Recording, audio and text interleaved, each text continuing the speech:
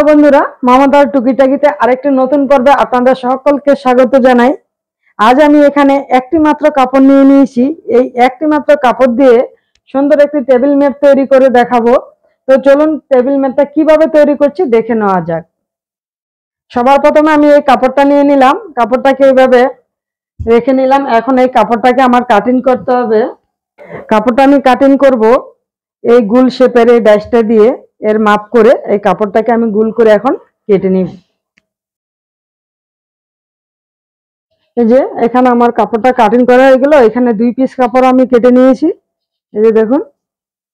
তা এখন যেটা করব সেটা হলো এর মাপ করে আমি আরো কিছু পুরনো কাপড় কেটে নিব। এই যে এখানে আমি কিছু পুরনো কাপড় কেটে নিয়েছি। এই পুরনো কাপড়টাকে আমি নিচে রাখবো, তার উপরে এই কাপড়টাকে রাখবো এরকম করে,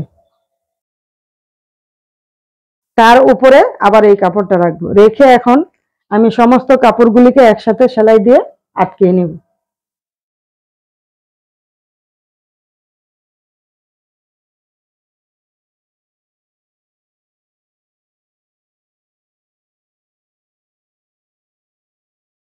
এই যে এখানে আমার সমস্ত কাপড়গুলিকে একসাথে নিয়ে সেলাই করা হয়ে গেল। এই যে দেখুন, এদিকে কিন্তু পুরনো কাপড়টা আর এদিকে নতুন, আর মাঝেও নতুনটা রয়েছে। এখন মাঝের যে নতুন কাপড়টা সেটাকে এই উল্টো দিকে নিয়ে আসতে হবে। তো সেটার জন্য এই কাপড়টাকে আমি এই মিডল অংশ থেকে কেটে দেব। তো এখন এইভাবে যে মিডল অংশের যে কাপড়টা রয়েছে সেটা কিন্তু এই উল্টো দিকে চলে আসলো, আর পুরনো কাপড়টা কিন্তু ভিতরের দিকে চলে গেল।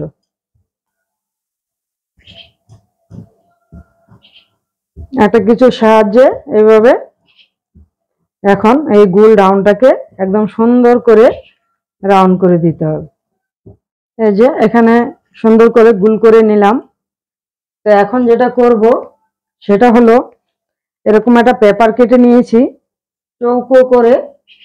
এই পেপারটা দিয়ে আমি একটা কাপড় কাটিং করব। তো এই পেপারটা কতটা আছে মাপটা সেটা দেখিয়ে দিচ্ছি।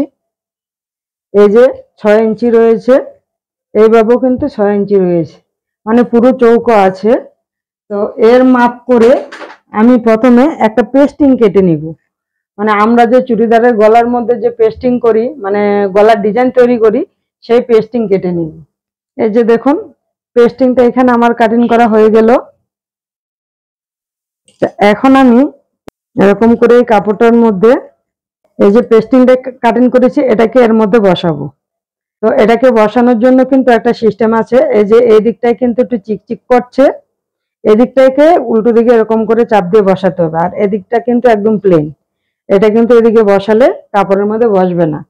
তো এরকম করে এর উপরে আমি বসাবো, তাও আবার আয়রন দিয়ে আর কি। আয়রন না দিলে, হিট না দিলে কিন্তু বসবে না। এই যে পেস্টিংটা কিন্তু কাপড়ের মধ্যে বসানো হয়ে গেল। এখন এই কাপড়টাকে গোল করে রেখেছিলাম, এটাকে একটু আয়রন করে দিই, তাহলে সুন্দরভাবে সেট হয়ে বসে থাকবে।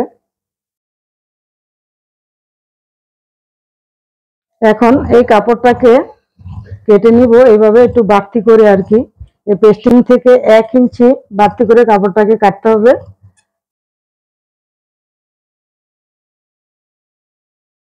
তো এখন যেটা করব, এইভাবে যে বাড়তি কাপড়টা রেখেছিলাম এই বাড়তি কাপড়টাকে আবার আয়রন করে দিব এরকম করে।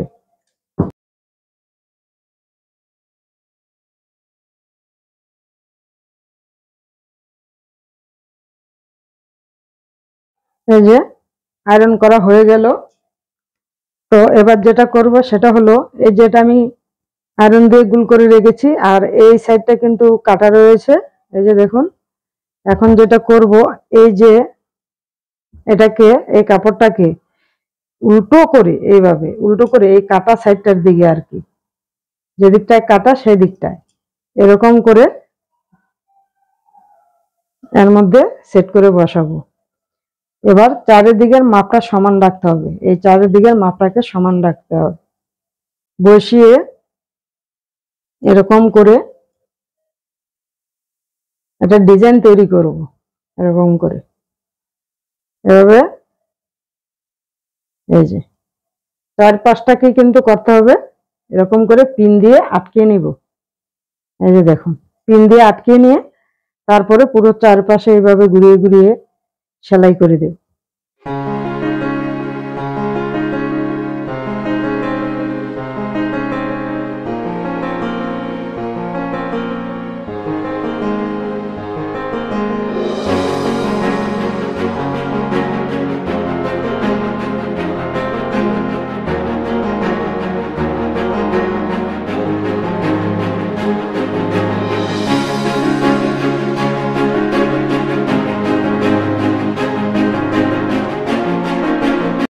এই যে বন্ধুরা এখানে কিন্তু আমার টেবিল ম্যাটটা পুরো রেডি করা হয়ে গেল।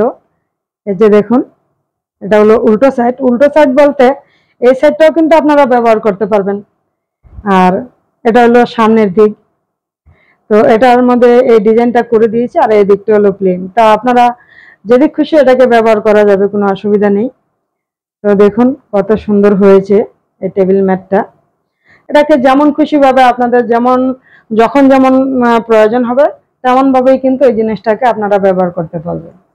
এই যে যেমন দেখুন এইভাবে চায়ের কাপ রেখে, হ্যাঁ যখন আমরা কিন্তু চা খাই তখন কিন্তু অনেক সময় টেবিলের উপরে অনেক দাগ লেগে যায়।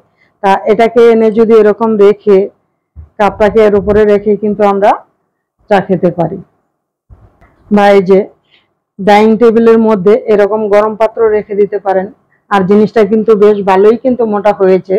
এটা কিন্তু গরম পাত্র রাখার জন্য কিন্তু সুন্দর একটি জিনিস তৈরি হয়েছে।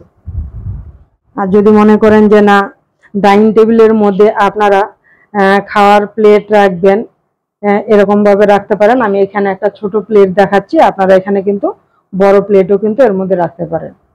তো এরকম 5-6 পিস বানিয়ে নিলে কিন্তু আপনারা সুন্দরভাবে কিন্তু ব্যবহার করতে পারেন। যেমন আমি আরো মোটামুটি 3 পিস বানিয়ে নিয়েছি, সেগুলি আপনাদেরকে দেখাচ্ছি।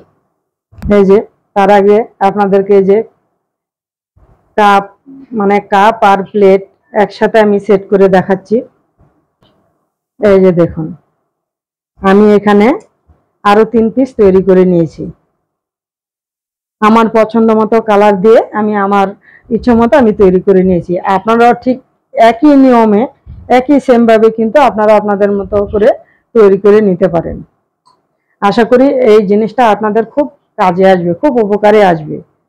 কারণ কি এক একটা টেবিলের মধ্যে যদি 1 পিস করে আমরা রেখে দিই, তা যখন খুশি তখনই কিন্তু আমরা এই জিনিসগুলি ব্যবহার করতে পারি।